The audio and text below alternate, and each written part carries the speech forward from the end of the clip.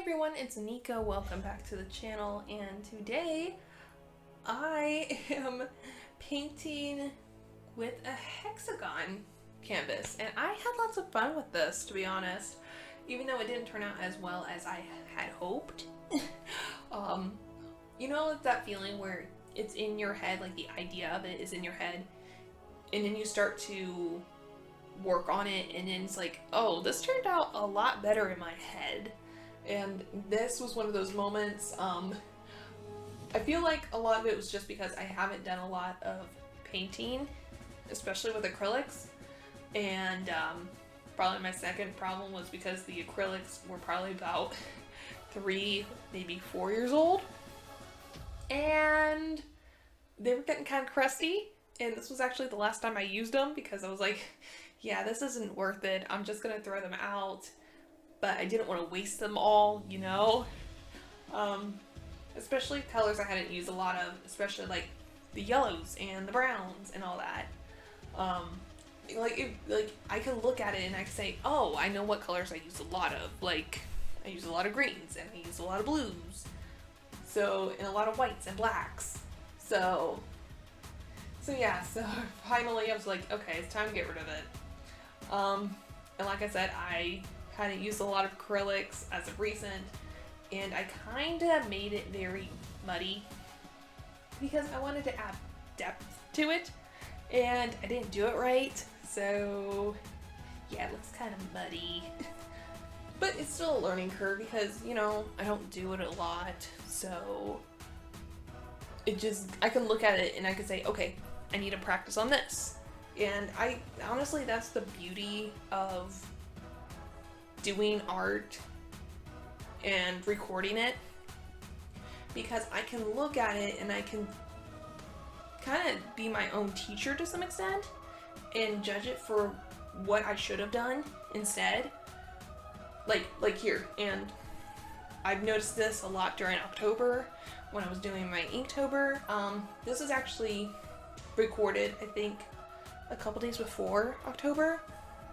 So I can look at this and I'm like, okay, yeah, I was very impatient because I wanted to add the bees and they just kind of ended up being slightly blobby to some extent. But I can also say, considering I don't draw or paint insects often, it wasn't too bad. They're fuzzy little bumblebees, so kind of worked out.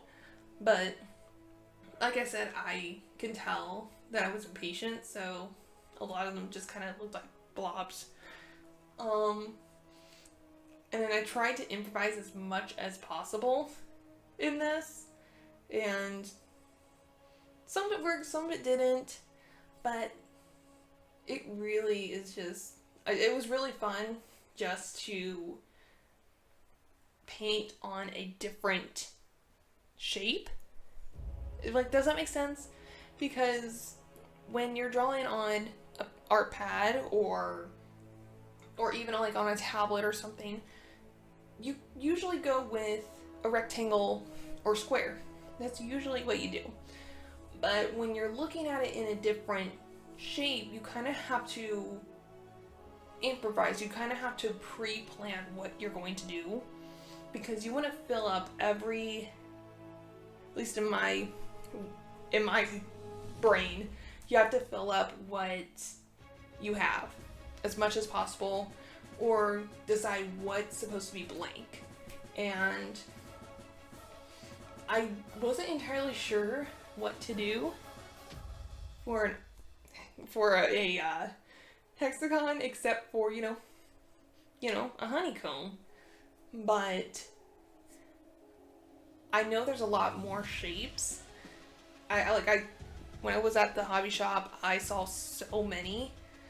And if you guys want to see me do another one, let me know.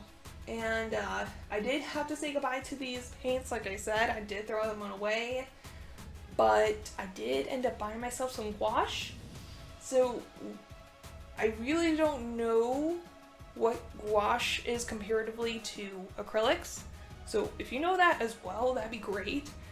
I'll do some research before diving into it completely, but I've just seen a lot of Instagram artists use gouache, and I think it's gorgeous. So thank you guys so much for watching this video. I hope you guys have an awesome week, and I will see you all later. God bless, and of course, goodbye.